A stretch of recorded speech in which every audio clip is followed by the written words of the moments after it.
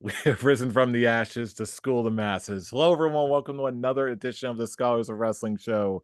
I'm your man behind the microphone, Scholar Jeff. Joining us this week, he is the OG Undisputed Scholar himself and the current Nope. Scholars of Wrestling. No, you're not.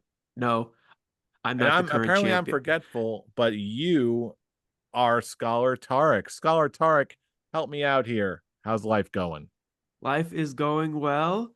Yes, I am not the current Scholars of Wrestling heavyweight champion, but I do have Goldie to be the Paul Heyman to the current reigning, soon to be defending, undisputed Scholars of Wrestling heavyweight champion of the world. My OG, my undisputed scholar brother. I'm the OG. Scholar Brian, hello, Scholar Brian. How's it going, champ? I'm just gonna hold the belt for you as you talk. Go on, go on. It's going pretty well. Scholar of douchery, uh, living up to his name, sitting pretty, waiting for the time where I can put Scholar Pete in his place. And with He's that been talking a little bit too much. last but certainly not least, I'll transition over to the newest and most dynamic of our scholars. He is, of course, Scholar Pete. Scholar Pete, what have you got to say for yourself tonight, sir? It just makes me laugh, Scholar Jeff, because it's such a beautiful intro because you know who the rightful champion is. I would just like to say because unlike my fellow scholar Brian there, I don't need somebody to talk for me. I don't need an advocate. I am my own, and I am going to take back my championship at Bad Blood. Scholar Here, Brian, here's the get ready. problem with what here's the problem with what you just said. I don't need Scholar Tarek to speak for me. He chooses to, and I let him. There's a difference. Hey man, I only talk because you're in Florida and someone's got to hold the title to represent the undisputed scholars when you're the champion. So okay, here we go. Yeah, I don't need to talk for you. I just have to display the belt to show that he's the champion. He's right there. Skeletor, there's a And smudge on my belt, soon to be belt. Can you and just wipe that down for me? you and you think you're know getting this back? No, it's staying with and us. It's staying with the and undisputed and scholars. and you know that's just what the undisputed scholars do for each other. Okay, we both made it to the top of this mountain. You still have a little bit of a ways to go, and you're talking just a little too much. Hell, Jeff is closer to joining us than you are, sir. I Very respect soon, the talking very soon capabilities, you're gonna be surrounded by undisputed scholars, which is the OG trio. and I Scholar respect. Tarek. Scholar Tarek, that just might be the kindest thing you've ever said to me, sir. I will take that compliment. Fool, I've told you so many times you're close to joining us, to being one of us, one of us. Join me, I'm Brian. That's just why so we One get used of so. us. That's why I'm we just get so so used to mad when you you talking purposely. smack. I'm so used to you being in talking smack mode that when you actually say something kind, I'm like, Why do you niceness, think we all? Why do you think civility we on all? my Scholars of Wrestling show. What is Jeff, this? Scholar Jeff, why do you think we always get angry when you make off the wall picks for the Royal Rumble? That's I think it the actually is just only the thing you're Rumble. I think missing it's right just the now. Rumble game and Skull of the year for you, and you'll be joining us up here on top of this mountain, and it's You make Wait a minute. off the wall picks. I have won the Royal Rumble game. Oh, okay, Scholar of the Year. There you go. But Just but you you're can't so win close. Scholar of the Year if you make all those off the wall picks. Why do you think we always roll our eyes and be like, okay, I guess he's not getting it this year? And all this time, I thought you just hated me because I kept life interesting. No, No, Isn't we we isn't just that want but the you on case? no. top of. It's You all like about me. being You interesting. really like me. We're just the parents just looking on towards you, just We looking at want disappointment with your silly predictions. You'd be like, and there goes your chances. When I strike out at Little League, you're my disappointed parents looking over my shoulder. Well, we I don't want think he's good going to go things for pro. we want good things for everybody on this show, but you got to earn them. And just you have can't be Dad. talking smack when you haven't earned it yet. Listen, It's just like because I'm the we diamond in the rough. we go on this show talking. It's like just bragging how much of complete dickheads we are. But we want you to join us. We want you to be a dickhead as well. You hear that, Pete? My two dads care about me. My two dads believe in me. You can do it. You all can do it. Be an undisputed scholar.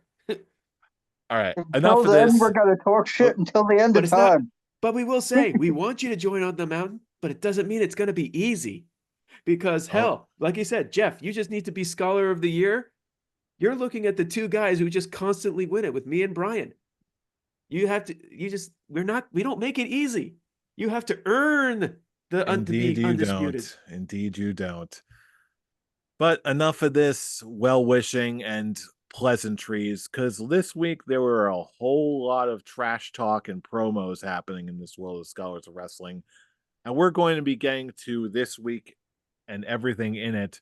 But first, we need to kick things off in the proper fashion on this show with a little segment we like to call Backstage News. Indeed, we shall just go ahead and peek behind that curtain as we do every time we go on this show. I would say every week, but we don't have an episode. We don't have episodes every other week. We just every time we're here, we just peek behind that curtain, just be like, oh, there is some interesting to talk about in our segment we call Backstage news. Ew. Everybody's changing companies, man. Everyone's just wanting to switch. But then again, we were, on my screen at least, we were able to do that in counterclockwise order. So cheers to all of you for pulling it off. But then Bizarre. again, but yes, like we established, everyone seems like they're changing companies, and at least for this week, it's all going in one direction. Because the big news this week, I'm sure you've heard it, and you've probably seen it in the thumbnail. This week, it was announced that the Lucha brothers have been reported to have just signed with WWE. Shirts and merch and everything else is being prepared and printed even as we speak, and they are expected to go directly to the main roster. I gotta tell you, this is the first announcement that I've seen in a while that has generated a lot of uproar from both sides of the company fence of fandoms, I suppose. Which Let's is break it down to weird the to me. scholars.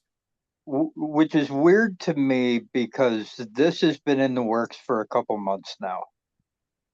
It's been in the news. We knew the Pentagon was leaving. We just weren't sure whether Tony Khan was going to add time to Ray Phoenix's contract because of his injury issues. But Tony Khan, being the kind and forgiving man that he is, apparently released Ray Phoenix from that because he could have added a year onto Ray Phoenix's contract for injury time, but he didn't do it. I'm guessing in case like 5 years down the line when these contracts run out, because WWE only does 5-year deals. So that's probably for when their contracts run out. Hey, do you want to come back? I did you a solid. Do you want to do me a solid? That kind of deal. But yeah, this has been in the works for a couple months. Like I figured it was a done deal months ago. So everyone being in an uproar today because it was announced. We're taping this on a Friday. It was announced this morning.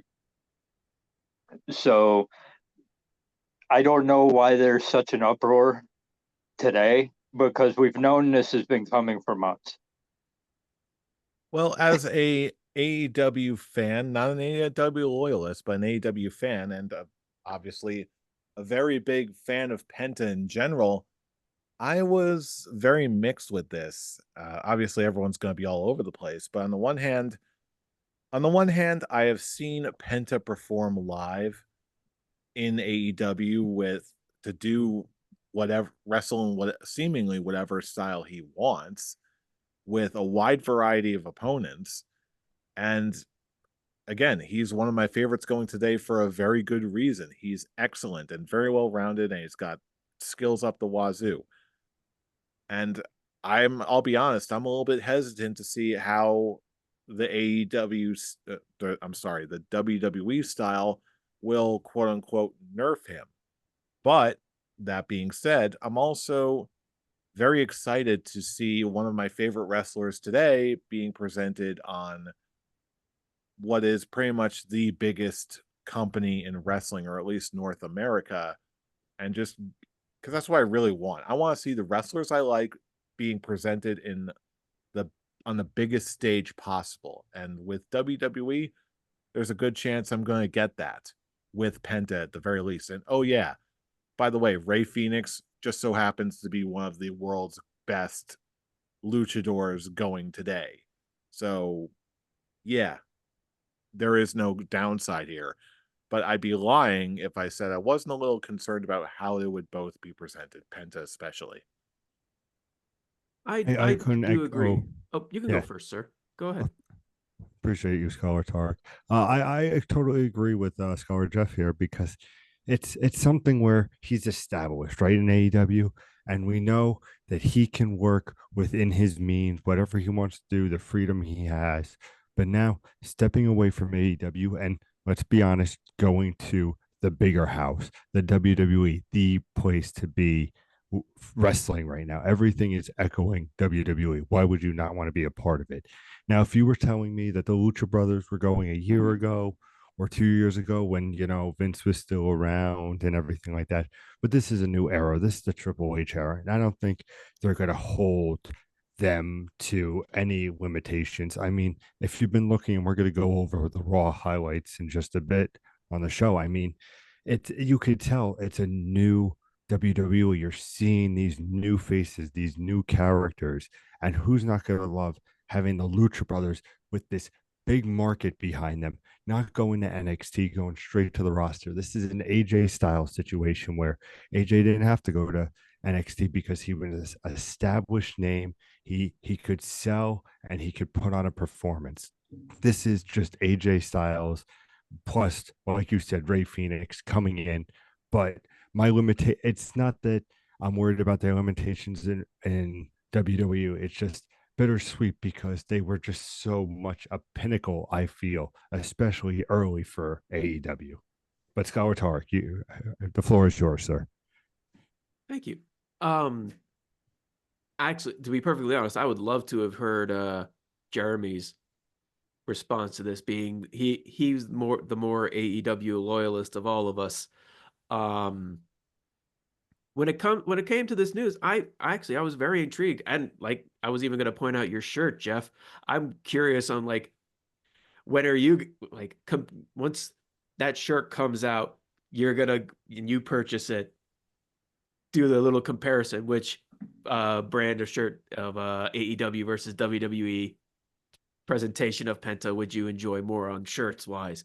Well, I'll tell you right now, this shirt actually isn't from AEW. It's actually from an outfitter called the Lucha Libre Superstore. I got it during WrestleMania weekend, and the whole reason I got this was because the AEW shop, they really didn't have too many really good Penta exclusive shirts. They had a few Lucha Brothers in general shirts, but they didn't have like a really cool looking Penta exclusive shirt, which is what I was really looking for. And this one, meanwhile, they were selling these for like $15. They were like two shirts for 30. So I got this and a La Parca shirt for $30. Meanwhile, all the WWE shirts were going for like $35 at the official store. So that's why even our group chat was like, boy, howdy, I sure can't wait to shell out 30 or $40 for a Penta shirt. Meanwhile, I'm got this thing for like 15. I'm like, yep, Yeah, but it's going to be so nice that WWE, they do it right. Yeah, and you pay for every cent of it. That's the spirit. But yeah, my initial response to this, and especially with them being announced that they're actually just jumping right into the main roster instead of like the reports that we heard earlier in the year that they may go to NXT to have them get used to the WWE style of wrestling. It's actually really good that that they don't have to. They're comfortable putting them in the main roster in front of a mainstream audience, which I think the Lucha Brothers are more than capable of doing that. Um, and it's be good to have a fresh new tag team put into a division, either Raw or SmackDown, because in all honesty, both divisions are on the light side. I mean, if you look at the SmackDown side, I think all you really have is Tungalawa and Tamatonga, the DIY, which I just have to point out, I hate that the audience do not respond to them, because I think they've done more than enough to actually gain an actual positive reaction from the crowd, but the crowds suck. So shame on them. And Street Profits, it's really just those three tag teams. And I can't really think of anyone else. I mean, Pretty Deadly is not being really used. They're just more as uh promo personalities more so than in ring works. And the Raw side, uh I can't they're on the verge of breaking the New Day up. You have Finn Balor and JD McDonough defending the tag team championships, first time since they won the damn things months ago. Let's see, what other tag teams do they have on Raw? I feel like the LW Lucha Brothers are a Raw LWO. team.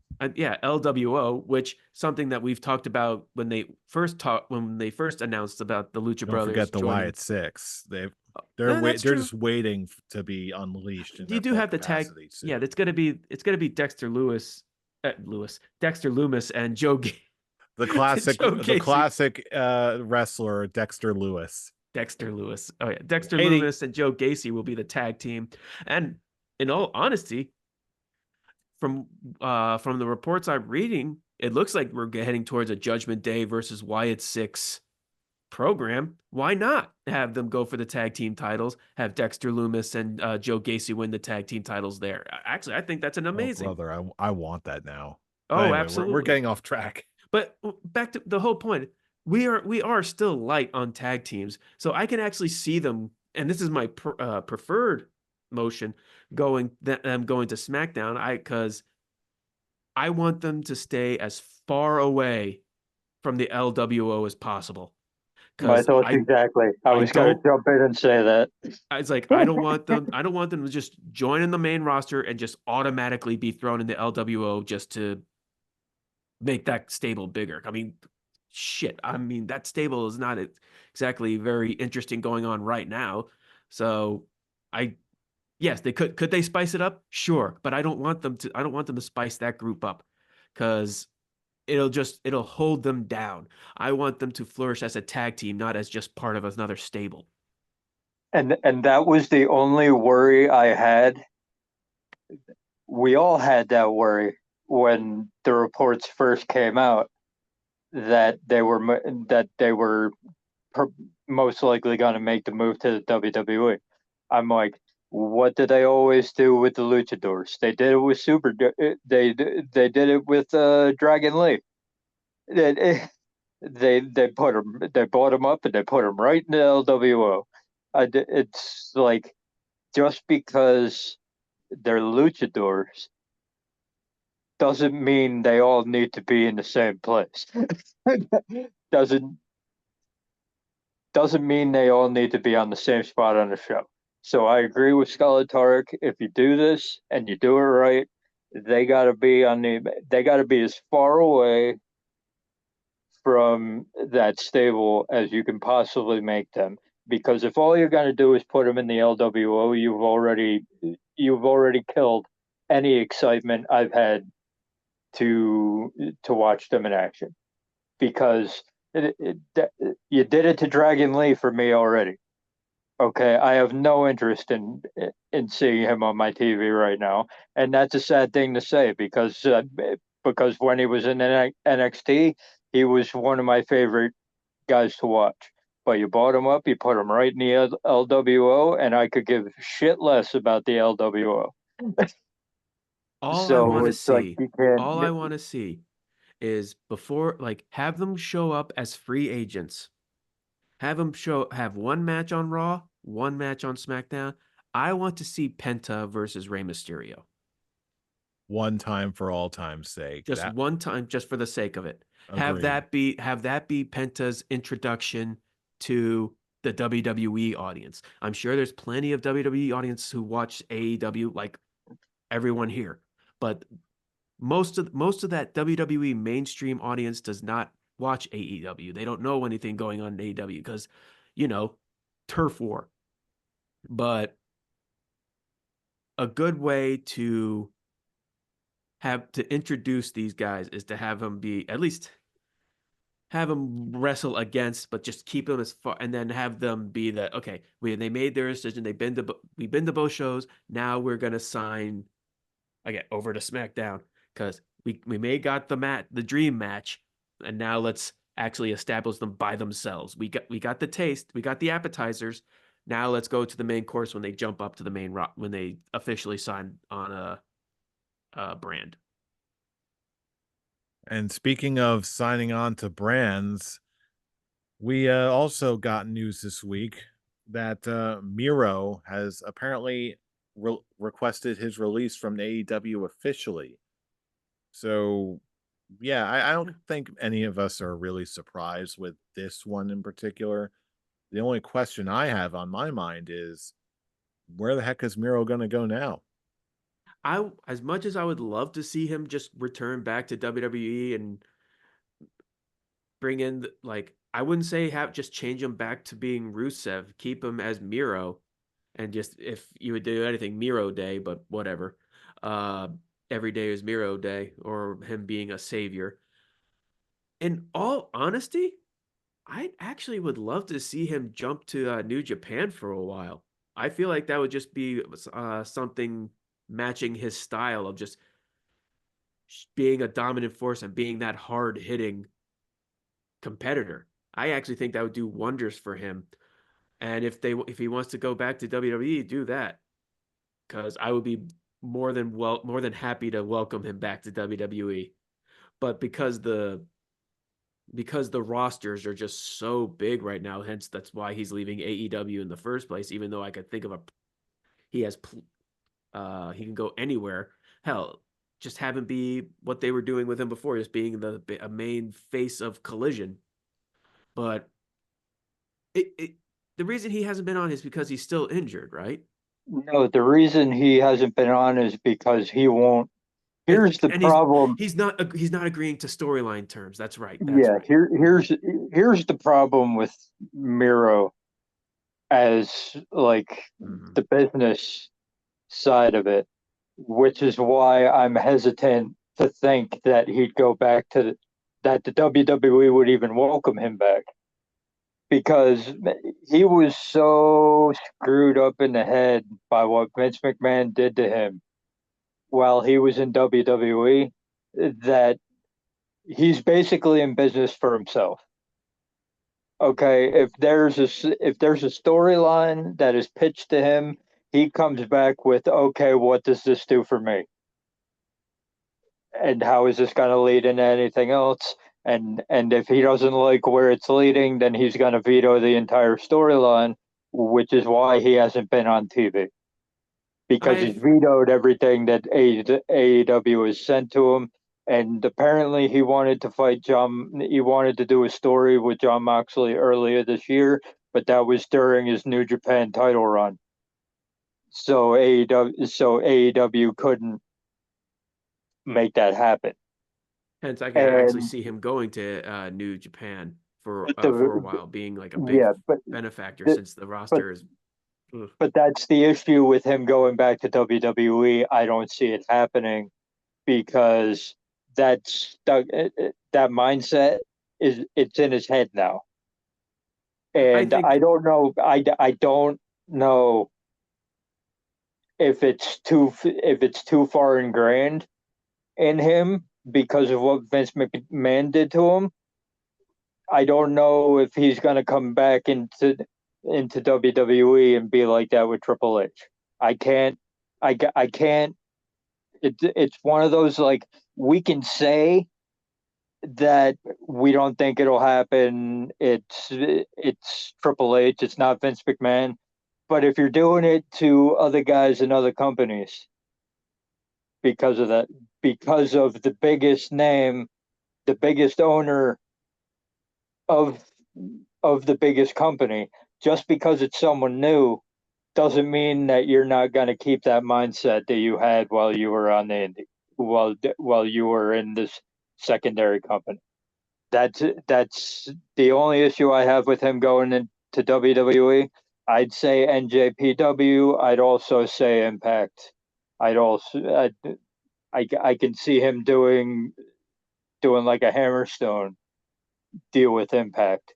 I can see him doing that. I don't think he'd go right to WWE because I don't think his business mind, I don't think that works with the WWE right now. He might be able to get that out of him by working at other places, but right now I don't think he's in the mindset for WWE. Speaking of business, another little more on a positive note, a little Well, tidbit crossed my hold on, hold table. on. What else you got? We didn't let Scholar Pete get his Miro thoughts in. My apologies. Do you I have? even would love to hear yours. You're thinking about your Miro thought Miro? on it. You want to hear about my Miro thoughts? Yeah, Pete, you go first. I hear both of your guys. I would like to, on the rare occasion, to thank Scholar Brian for that, shouting out what is clearly your future champion. So I acknowledge you for acknowledging me. Thank you, sir. But back to Miro. Let's face it. You're having problems in AEW. You're not happy with your storylines, and you're a great wrestler, Miro. But it's something where I don't think WWE is in your future at the moment. I mean, uh, what to echo a little bit of Scholar Brian, he doesn't fit the mold right now that I think WWE has because they just have, and I don't throw this word along around a lot, but they have mega stars because that's what that. Look at Jimmy Uso a year ago. What a year makes. You have Braun, you have Reed and Strowman just tearing up. We'll get into all this, but WWE is just on a big collision of just great, big, powerful storyline moments. And I think Miro wants to get into that, but I don't think it's his spot. I think what he needs to do is go to like a New Japan, hone his craft, make it so he gets that name where it's like, oh, he's the guy that WWE wants to get. Like, make it so it's like to the story before, a Penta Ray Phoenix, where it's like, oh man, like he's the new free agent. We got to get him up because right now he's just killing it on the indie scene. But at the end of the day, like if you're asking from your release for AEW because of storyline beats, that doesn't bode well for you making it, I feel personally, with the WWE and their current trajectory of where they're headed with their storylines, with their mega stars that they have. That we talk about it later in the show, but every highlight we're going to talk about on Raw, you want to watch. There's a story in everything that is engaging, and I just don't think that Miro right now has the business, creative, and sense for WWE. I think he needs to go elsewhere for the time being. But Scholars Jeff. I'll tell you what, I initially didn't have too much to say about this because really, Scholar Brian already beat me to it. I do not see him going to New Japan just because of their current affiliation with AEW at the moment. And obviously, I don't see him necessarily going to back to WWE anytime soon. But then you already beat me to it, Scholar Brian, when I'm thinking, you know what? Why wouldn't he go to TNA and do like what Matt Cardona and Nick Nemeth are doing right now? TNA has been going through a serious resurgence in the past couple years. And right now with TNA the way they are, TNA, wrestling in TNA is not a dirty word anymore like it used to be. Right now of all the promotions, I think he's most likely going to show up in TNA. No matter what happens with the storyline or how what he really feels about it, I'm sure the man also wants to get paid too. And out of all those options, TNA's stock is doing nothing but rise and rise considerably. So, Would be a smart yeah, move. Brian beat me to it. I can see him going to TNA. So that's why my point was made by someone else. So that's why I didn't have too much to say. And that's Listen, why I we was got to so give it to eager. Scholar Brian every once in a while. You know, he only has a championship so much longer. Very true. We try to be kind on this show and benevolent even. Which is why I'm very curious to know, do we have any sneakerheads in the crowd? No. Because apparently Swerve Strickland has been hinting at or teasing his line of sneakers is called Big Pressure, apparently. I, Just What I showed it will on.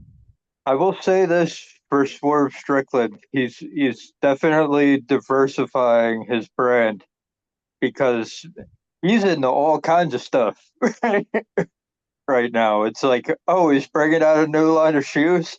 Oh, he's got a new job this week. It's one of those. He's a rapper. He's got a podcast. It, he's got his wrestling. He's on top of that game. Now he's got shoes. I'm like, hey, if you're at the top of your business and you're getting offers to do things, it, it's stupid not to do them. Yeah, So And it's he's at Swerve a like, point, Strickland is batting 1,000 lately. He's just and now Swerve that he's don't at a miss. and now that he's at a point where he's actually taking a break from being in the ring, yeah, go ahead. Promote your shoes, promote your podcast, promote your rapping career. Go ahead. And once you actually have that return, he's gonna get a nice big pop. Welcome back pop. Yeah. yeah, because apparently This is now he's well earned time off that he's getting. yeah, because apparently now he's the good guy in the Hangman Page Swerve feud. How did that happen? Hey, set a man's fickle house on fans, man. fire. Set a man's house And on you fire start a sneaker brand. No, tends to shift people's perceptions just a little bit. this is this is the weird thing about professional wrestling. It's like you can break into someone's house, traumatize their baby, Oh and then yeah, I'm turn all out to be the good guy when someone burns your house down hey because of man. it. I will say it. I'm team because of that. Being a parent, yeah, I'm team Page for on this one. I Exactly. I'm like, I like Swerve Strickland. I do like him. But yeah, I can't for the life of me. If anyone did that with my children, I want to burn their shit down too. Make their lives living hell. Drink their blood. Beat the living shit out of them with a chair. I want to destroy them. To bring it back to the sneakers, I mean, it's awesome what he's doing. And in all seriousness, I have a coworker that I work with that collects sneakers, and every day on his laptops, he's looking at the newest brands, the newest kicks, and looking at the newest Vans. So if Strickland does what I think he does, which is puts out, I'm not saying he's the best rapper, but he puts out a good rap song. You know, he puts out a good podcast. Like, so if he puts out a decent enough shoe, I don't see why this wouldn't be something where he could make a pretty penny off of while he's taking time off, because the sneaker game is a bigger game than most of us realize. So kudos to him for going into that market, and I wish him the best. And I hope the shoes are dope. Well, give me a reason to buy a nice pair of shoes for you. You know, give me running shoes. Give me something where I can go to the clubs, or if I can go out to a nice dinner. Show me what you got, Strickland. Indeed. But yes, because we're going into now promos, like we alluded to earlier, we've got a lot of promos that really seem to generate a whole lot of interest this past week. Starting with the promos and segments that we saw on this week's Monday Night Raw. The first one we saw is a CM Punk promo towards Drew McIntyre. A lot of people were saying like, "Oh, this is one of CM Punk's all-time best." I'll be honest with you, it was a good promo, but I don't know. I'm used to CM Punk cutting great promos, but I feel like it was good, but it wasn't earth-shatteringly good. What did everyone else think of it? I'm just going to say this about CM Punk in his WWE return. Okay. The great promo guy has not jumped out since since he came back to WWE. And I'm not saying that as a bad thing because he hasn't had a bad promo since the first one. We all know what I thought about the promo that he cut, the first one that he cut after coming back. That was not great, but ever since then, he's caught his stride. But we're not talking about the CM Punk promos of yesteryear that made him the god that everybody thinks he is. Okay, that has not jumped out since he came back to WWE. I do think that the one he cut on Monday was the best one that he's cut since he's come back because it did what it was supposed to do.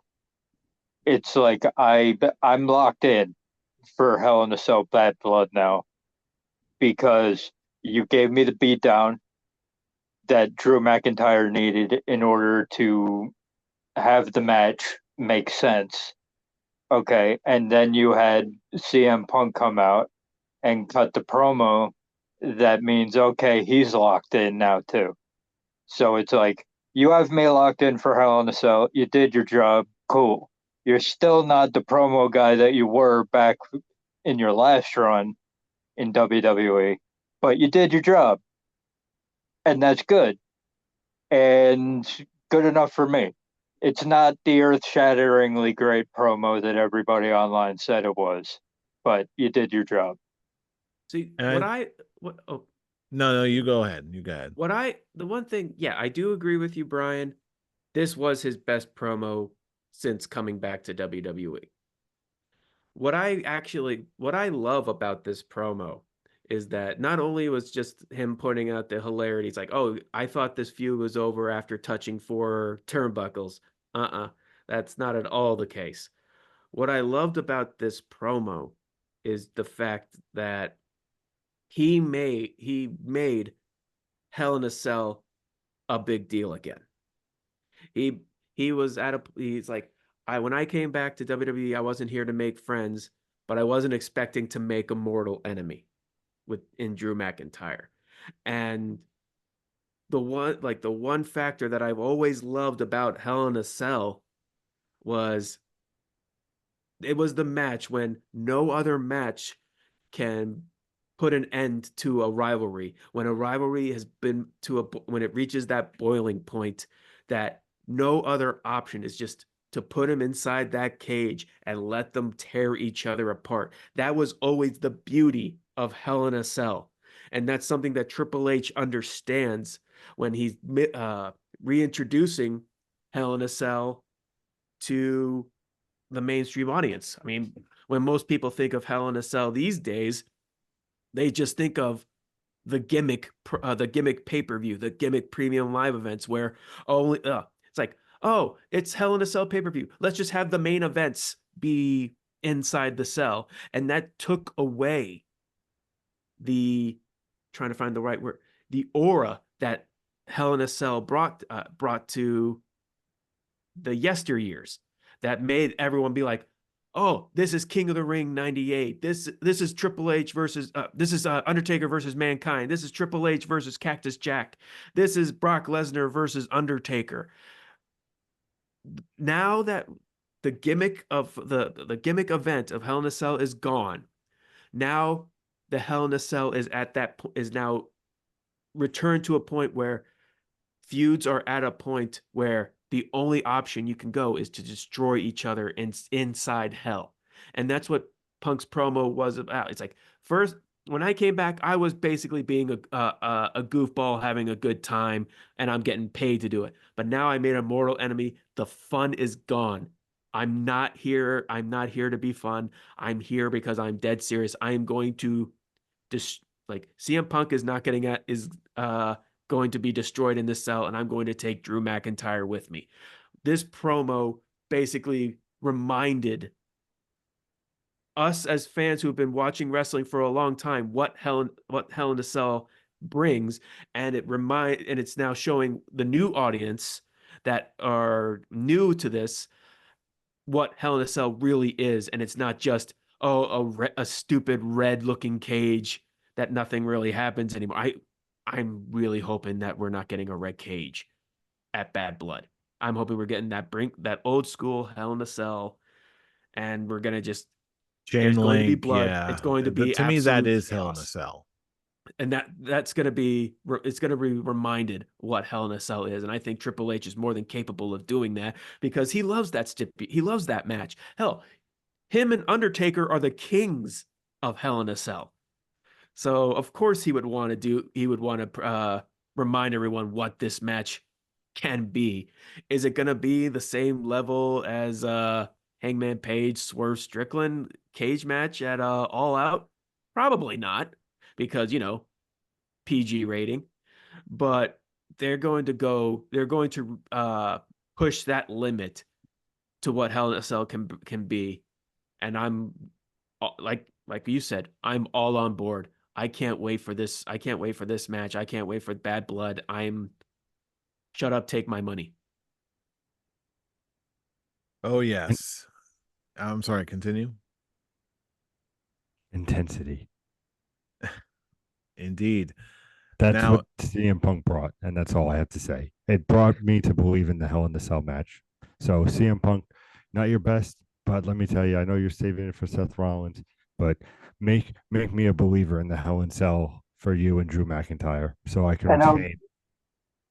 and I'll say this about what Drew McIntyre said on social media afterwards in that little promo that he cut.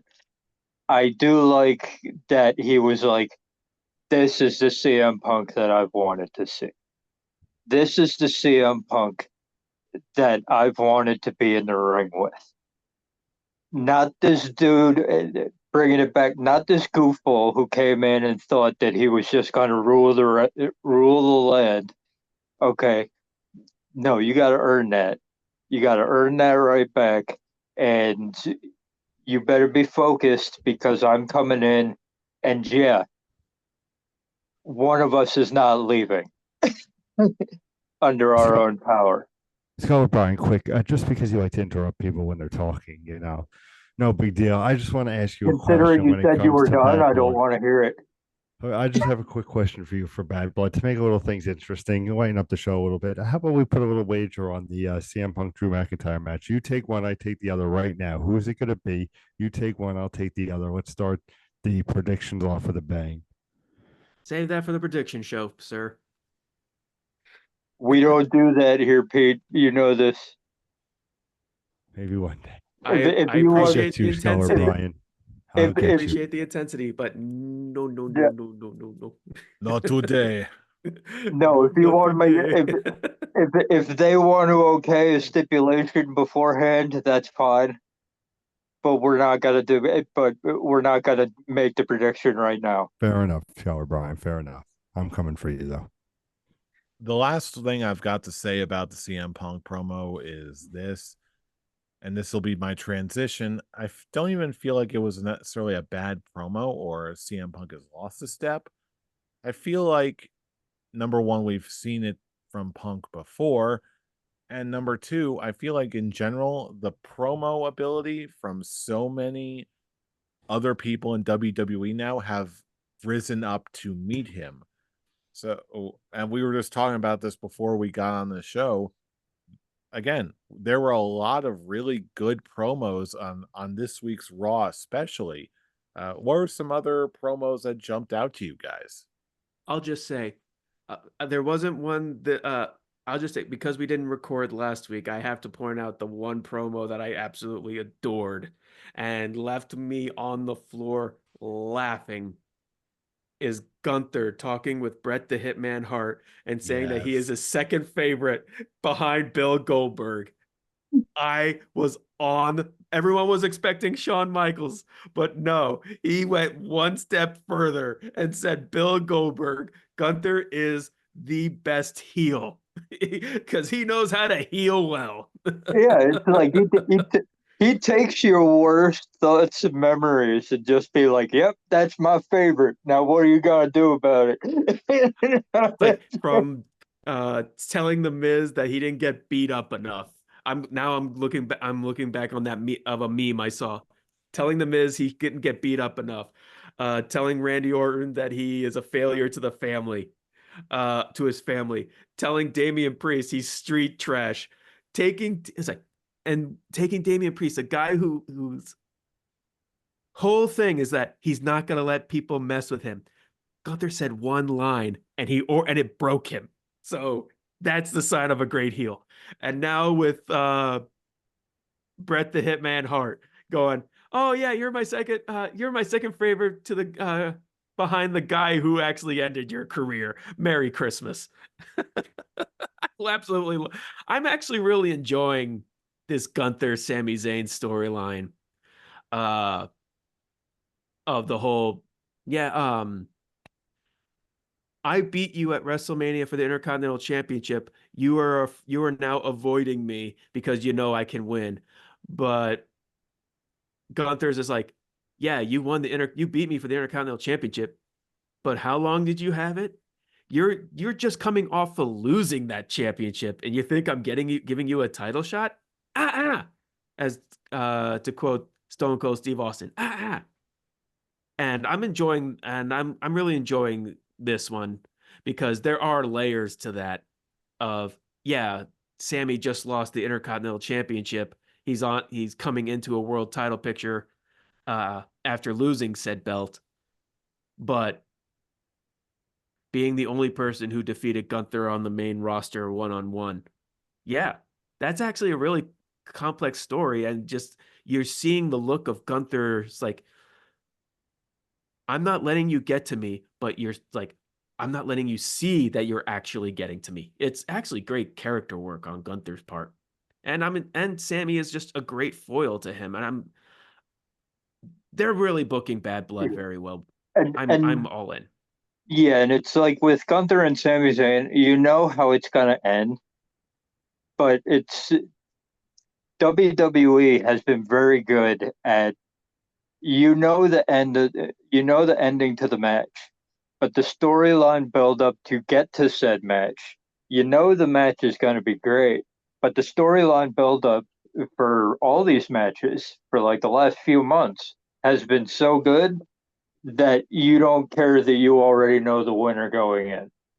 The destination might be known, but the journey to get there is still very entertaining. Yeah, and they've been pros at that. And it's I'll say it, since the Attitude Era, we have not had a run of story go this well throughout the entire show on both shows, where it's like you don't care that you already know what's going to happen at the end of the feud, at the end of the pay-per-view, at the end of the match that they have, because the storytelling was so good to get there that you're like, I'm already in. I'm already in. I'm locked in. I know who's winning, but I'm good with it. It's not boringly predictable like it was, say, 2 years ago. Speaking of, yeah, I'm sorry, I'm cutting you off again. Fire away. No. Senior scholars, who ahead, talks Pete. first? I was just gonna bring up that the Sammy Gunther was good, but I was very much drawn into the Braun versus Jay Uso Intercontinental match next week with their promo and just the back and forth and Jay going, I was holding titles when you were in diapers, buddy, and it was just a great, I think, promo for at least my end, talking about what we thought for promos. Like it made me I can't wait for that Intercontinental title match next week. And it was actually a very good thing that Jey Uso actually fought back on the microphone this week Yeah, because Braun's just been sunning him for the last couple weeks, and then Jay got to get that one hit in that but the just nice thing is, yeah, exactly like you said, Brian. He gets the nice hit in, and at the end, you have Braun get his revenge with the spear, and it's just a back and forth where I'm like, you know what, this is awesome. You have one story going on in the ring. You have Jay coming to help, but nope, Braun comes. Oh, yeah, that Intercontinental title match, man, I can't wait for that. Building that up for next week, and just I thought it was very well done as both of them getting their jabs in, like you said. Jay getting his thoughts in, and then it's just when Braun was going for that spear, and you have Jay countering it, and then later on you have, you know, Braun hooded up, not and then just spearing Jay out of nowhere. It's like, make the Intercontinental Championship like just the must see title besides the world title. Make it so there's every title matters on this show, and I feel like this feud is doing that because man, that both athletes are gonna be just fantastic. and we can't finish off Raw without talking about Strowman and Reed. Um, the two big men just beating the shit out of each other, yeeting fans everywhere. Just I need to see this. We said it off air. I'll say it again. I don't need to see these two guys doing anything else. I mean, I know we're going to be seeing Bronson Reed versus Seth Rollins when Seth Rollins comes back. But I mean, like, I would be perfectly fine if we just got Braun Strowman versus Bronson Reed every week until the end of time, just just doing big man shit, yeeting fans into each other, throwing each Just other kicking the off, crap out of each other. throwing each other off through barricades, just taking out everything. Through barricades, through walls and backstage, through diving tsunamis through tables, tsunamis through cars. And this is Seriously, really the what? thing that really jumped out to me the most. Talking about like things being so exciting, so engaging, and I feel like any sort of big man feud like this, it has in the past so many times just been very formulaic, very predictable. Like there's not enough to sink your teeth into. Now with a feud like this, and especially the track that Bronson Reed has been on, now I'm talking like, okay, now I'm hooked. I'm in. You could have these big old kaiju mans just fight each other every week and I'd be good. Oh Now yeah. I know it's probably going to lead to something big. Maybe a bad blood, maybe later, but I'm liking the track we're on. Because we forgot the run that Braun Strowman had when he was just going after Roman Reigns every week. And everybody thought there were big things in the off for Braun Strowman. And then they kind of just neutered him so badly that they had to release him. And it's like we're now getting, yeah, the person who's going to pay off the most from this is going to be Bronson Reed, of course. But we're seeing that old Braun Strowman again that everybody fell in love with during that 2016 run, where he was just beating the crap out of Roman Reigns every week. And that's why it's like I'm so happy that we're back to that instead I'm of what they had him doing when he first came back. you said it earlier, Brian, that it definitely feels Attitude Era esque, and the one part of that that I truly agree with you on is that when it was during the Attitude Era, every like every wrestler who was on that show was doing something. Every character had their place. They weren't just back in catering. because you had the kaijus, you had the Gunther, Sami Zayn, you have everything, the soon to be over thing with Judgment Day and the Terror Twins, which I'm really hoping that ends sooner rather than later. You have the thing, as I said earlier, the situation with the New Day. I mean, oh my God, the complexity on that one. It just, they may not be feuding with Karrion Kross and the Final Testament anymore, but the effects of that feud is still going. Karrion Kross in general won because you now have Xavier Woods looking at himself and just thinking of all the what's the word I'm looking for? Insecurities he has with himself. And now, like, he tells the Terror Twins, I know we have our tag team match with Judgment Day, you have your own situation, but don't come out to help because we as the New Day can take care of it ourselves.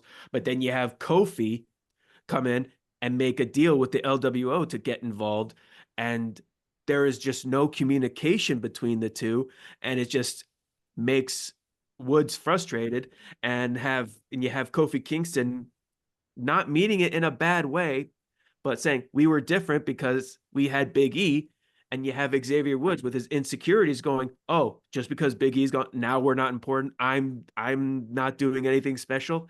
It's great character work that we're getting with these characters, and they're actually meaning something. It's complex. It's great character-driven storytelling, and that's the kind of shit that I love watching in professional wrestling. I love the wrestling matches, but I love the storylines just as much. I love the character works just as much. You want to be invested in these people, and Raw. WWE with Raw and SmackDown are completely doing that. We'll talk more about SmackDown in a little bit, and we'll talk about what's going on with AEW in a little bit.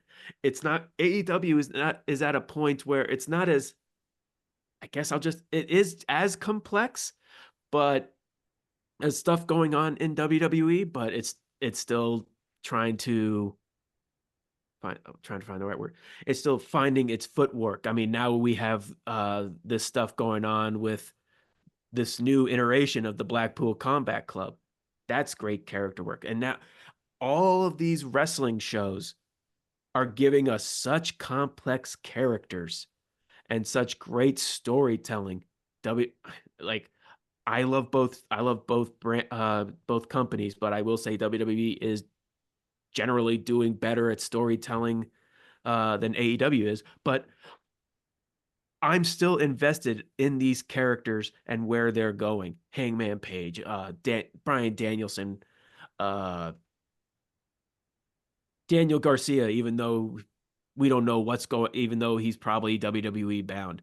The only person I'm not interested in is Chris Jericho, but I just had to say that once. But that being said, in all seriousness, I don't think I could have made a better transition than that. You're welcome. Because as much as we've got, you're right, WWE is banging on all cylinders in terms of promos and segments. One of the strongest ones in the week we'll get to a little bit later on. But it's not like AEW is dragging its heels. As a matter of fact, like we were alluding to with some of the segments you mentioned, I feel like AEW is definitely picking up steam. They're getting bigger things cooking, especially with this new version of the Blackpool Combat Club. John Moxley being his usual aggressive, intimidating self, especially towards Private Party this week, especially with Marina Shafir as the new enforcer. I dig that so much. I really love it. I like that they're not trying to have her be like a talking member of the group, just like silent enforcer, just come in, look intimidating, and kick ass. And she's doing it to men too, so it's like that's a big deal. But it's also, we didn't really. The thing about this group is like it's still mysterious. Like you didn't really know the mission statement of the group coming in until you got a glimpse of it with the Private Party beatdown. Because now the way I see it, okay, first of all, it's like, okay, we did it your way. We did it your way, Bryan Danielson. We went the diplomatic route. We didn't just run roughshod over everybody like we should have been doing as a combat club. We weren't fighting everybody, which is the mission statement of the group based off of what William Regal stated. And it's like, okay, it worked out well for you, but it's like, everybody else, what are we doing here? You're with all these egos going on around in the locker room. Your way has failed. It's our way. It's my way now. We're going to war. And the first victims of this is Private Party. And based off of what he said, it's like, you've been here for 5 years. You've been here the same amount of time that I've been here. Okay. You've done nothing. And it seems like you're perfectly fine with that. And you're just out here dancing around, having a good time. And no, that's not what we're doing here. I'm going to take this hammer and I'm going to break your hand. And you're going to go home and think about what you've done. You're going to go home and think about what you haven't done. And you're going to come back, okay, and you're going to get your head in the game. From what this feels like, it's like he's not allowing complacency anymore. And if he sees somebody being complacent, he's going to take it out on them physically. And that is what happened to Private Party. They come out. The beatdown last week was Private Party and Alex Abrahantes. That's his name. Alex Abrahantes. Yeah, I'm it's sure like I'm mispronouncing them horribly. Yeah, they saw him dancing, and it's like, nope. And they just came out and destroyed everybody in that thing. That's the way I'm taking it. It's like the group had a mission statement based off of William Regal. It's like, we're going to rule the roost and we're going to bring everybody up and be on our level. Okay, and with Bryan Danielson at the helm, that was not happening. It was more about him getting his validation before the end of his career, and Jon Moxley wasn't having it anymore. And now they're back to the original mission statement. And they're going about it in horrific fashion, which is why they're heels. Mm-hmm. Oh, yes, indeed.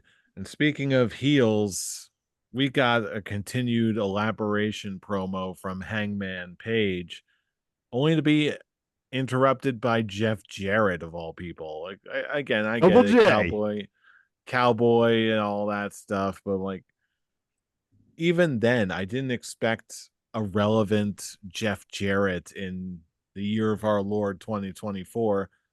But lo and behold, here we are, and I'm actually interested. I'm not 100% certain why, but they got me. I'm hooked. I'm in. Not even just a relevant Jeff Jarrett, a relevant face Jeff Jarrett that actually works. What year is it? I don't know. When was the last time Jeff Jarrett actually worked as a babyface? I don't know, but they're doing it, and I applaud them for doing it. Ever since they had him be have a spokesperson for the Owen Hart Cup. Yeah, this is a great thing, and we're gonna get Adam Page killing him. Yeah, it's like, we know how this is ending. He's got to get killed. And he's going to destroy him. Get murdered. But when it comes to AEW, the biggest thing that I'm now looking forward to is the inevitable match with Okada and Takeshita. That match, it's just I'm smelling. It's like going back to our food analogies. It's like about to be ready to come out of the oven, and I'm just smelling the just delicious fumes that are coming out of it. And congratulations, you're now making me look forward to the Continental Classic, because that I'm still convinced that's going to be the final match of the Continental Classic. Okada versus Takeshita for the title. Hey, it's like I've been saying all along. I know I can understand why you're not the most confident in the Continental Classic, given what happened last year. But I'm still not. I'm still sticking by what I said all that time ago. Just let it cook. I think we got what we needed out of the way. Now we can enjoy the rest of the tournament as intended, for lack of more precise terms. Trust the process, let it cook. Because I think there's some very good things on the horizon. But that's the thing. Like, we're letting it cook, but then it's ready to come out during the Continental Classic, when that title actually really means something. That is still the whole point of it. That title means jack shit when it's not in the Continental Classic. But I don't want to reopen that one. I never said it was a perfect analogy. I'm just saying.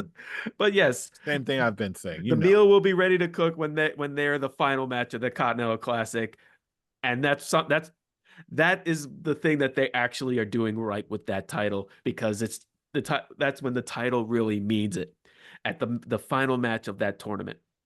But yes, they're doing such a great job at building that one. I'm super excited, because both guys are amazing. And now we're getting Will Ospreay and Kyle Fletcher doing some tag team. Obviously, it's probably leading to Kyle Fletcher leaving the Don Callis family, because I seriously doubt Ospreay is gonna rejoin them. And then we're getting him and Ricochet next week for the international title. Good shit. To quote a complete and total asshole, that's good shit. Indeed. And speaking of good shit, Scholar Pete, speak. Let me tell you something with the AEW Dynamite this week. Not only did it deliver, I feel, in just promos and making you, like you boys said, making good old Jeff Jarrett the baby face he is. Last time he was a baby face was back in TNA wrestling days, back in the King of the Mountain, when, that was a whole big thing. But I mean, top to bottom, we were talking about it off thing. For me, at least, the Orange Cassidy versus Jericho, I thought was just I'm not going to say a great match, but a good one to start the day. And then you have just the Ospreay Ricochet's debut. All in all, great show. It shows why, what a time to be a wrestling fan. And I think that's what we had to echo throughout everybody's statement here, was like, wrestling's just at an all-time just high. AEW's bringing it, WWE's bringing it. Of course, WWE has a little bit more of the spotlight, but for what AEW is doing right now, it's keeping me engaged, where it's like, you know what, I do care about Jeff Jarrett versus, his baby face, and how he's going to get destroyed by Hangman, but it's also something where it's these matches where, Ricochet and Ospreay, that's a pay-per-view match. That's a pay-per-view match, and we're getting that on Dynamite. What a time for a wrestling fan. It's like, that's going to a 30-minute draw, but it's like, it's 100%, Ricochet. 100%. It's Ricochet and Ospreay. You're perfectly okay with a 30-minute draw, because that means you're getting it again. As soon as I hear it on Wednesday, when they're like, this match will have a 20-minute time limit, I'm like, 20 minutes of Ospreay Ricochet. Okay, that I can accept that. Oh, it's yes, indeed. And that's the thing with AEW. It's like, they have made me interested in 2024 Jeff Jarrett. Okay, that's it. That's all you need to say because it's like, who can do that? Who can actually do that? Did you think going into 2024 that you give a shit about Jeff Jarrett by the end of it? No, nobody did. Listen, I Anybody love who the King of says the that they Mountain. did is a liar. I love the King of the Mountain. Well, I'll tell you on that note, right? Even again, we are taping this on Friday, right as SmackDown's finishing up. And of course, with this week being what it is, they wouldn't let us go without one more very dynamic promo hitting us up right into the night. We closed out this Friday with a rather cinematic looking promo segment between Roman Reigns and Cody Rhodes in a a football stadium. Basically, as much as both characters can, they basically come to a very unsteady truce, seemingly teaming up against this version of the bloodline. Nothing's been really solved between the two of them, but it seems like two enemies are united by another common one between the two of them. This, Because in my opinion, was my promo of the week. this could quite possibly, uh, this is hard to say, but it's like, this is what makes money. As for whoever hasn't watched it, just immediately, immediately after this is turned off, you need to, because this is, I can't believe I'm about to say this. This is very overused, but that meme, "This is cinema," is exactly how I would put what I saw in that 9 minute meetup on the middle of the field where Georgia Tech plays. The tension was palpable. It's it's like any movie, any good movie that you've seen where the two enemies have to team up and they need to, and they're having that meeting to enact the truce. It's exactly that. It's perfect.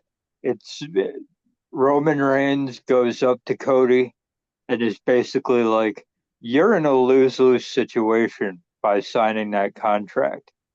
You have everything to lose. You have that title. I don't know why you did it, okay? Because this is a group of people, including myself, that have absolutely nothing to lose. Okay? I've already lost everything. You have that title. Okay. They took away Jimmy Uso. They took away Paul Heyman. They took away my entire bloodline. And they took away my Hawaiian, whatever that thing is called, the Ula Falo or whatever.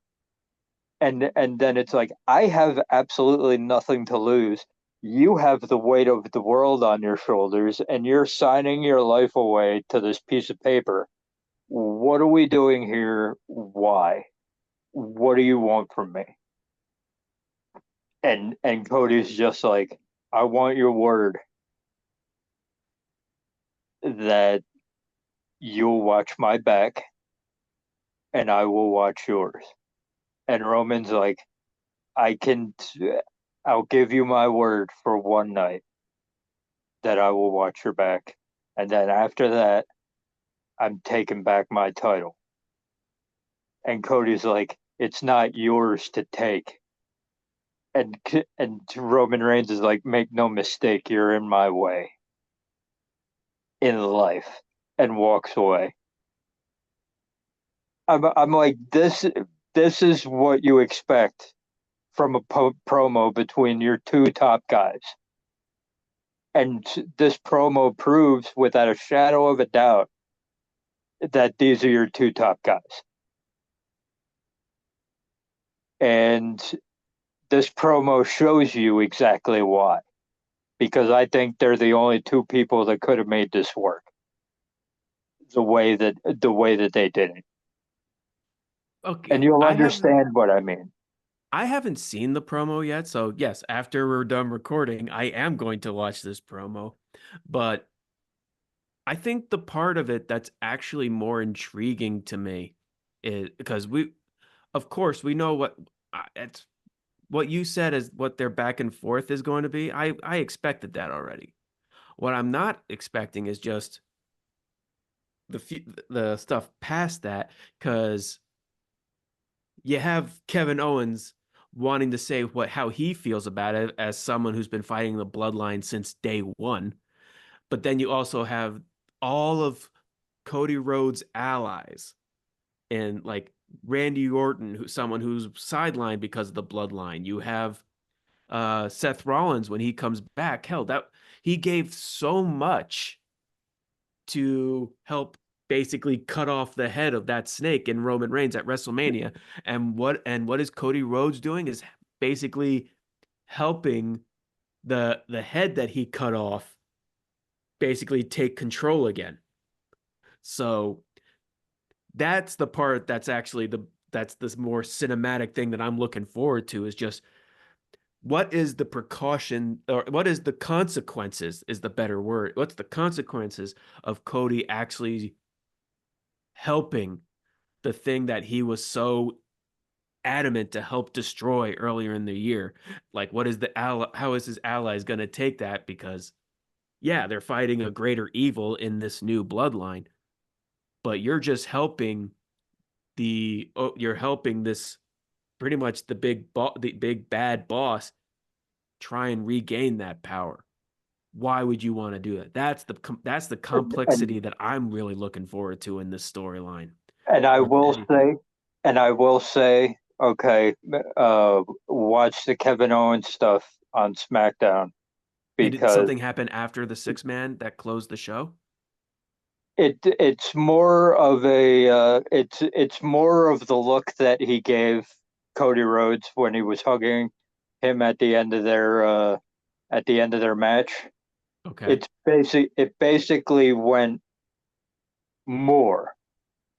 Like, yeah. you thought that his eyes were dead during that hug, Kevin Owens.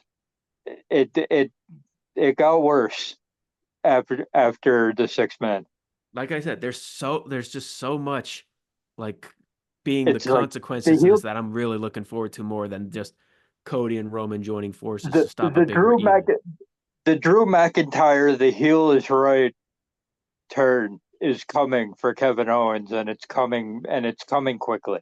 I'll put it to you like that. Oh yes, indeed. Things are heating up all across the wrestling world, and I am seriously digging everything we're getting right now. But with that, any other final thoughts on SmackDown this week before we wrap things up? Give me more Carmelo Hayes versus Andrade. I can't wait for this best of 7 series to end, just because every match has delivered so far. That's really it. Amen to that. Where No, Alexa Bliss? Very good question. She's probably going to be on Raw to do something with the Wyatts. But and by the by, Tarek, it was a best of 5. The winner of that 5th match got the title shot tonight. That whole the best of 5. They're now making it a best of 7 since they're now having their 6th match next week. Just keep them fighting. Keep them fighting. Yeah. They're delivering. It's like you got Bronson Reed and Braun Strowman on one show. You got Canelo Hayes and Andrade on the other show. Just those two groups of men just fight forever. We'll be okay with it. Ain't life grand when you can actually enjoy wrestling as intended? Oh yes. This is the kind of thing we hoped for, and this is where we're at. But anyway, those are our particular thoughts for this week's promos and much more in this week in Wrestling.